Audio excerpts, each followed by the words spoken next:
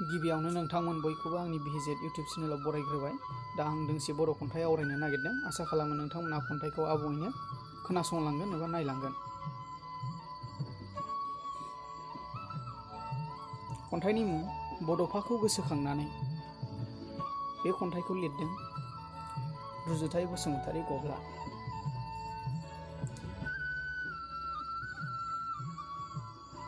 देहानि खोमोन दोंसेबो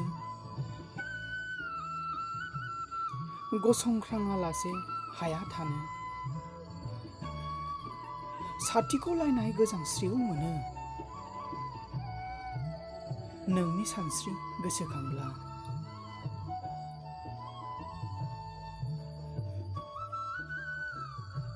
नों दोनलांनाय नुहां नुवाहां साया माया आगानफोरखौ सं दाननानै जों दाबो जुजिगासिनो। उदांस्रि मोननो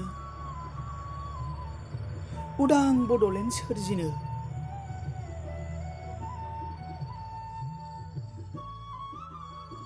बै समनि नों भुगिलांनाय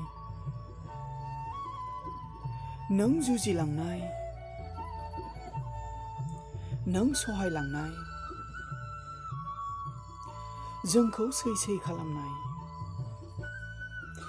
आसाम सरकारनि बिमा बाथुलनि नोजोर खमायाखै दिनैबो।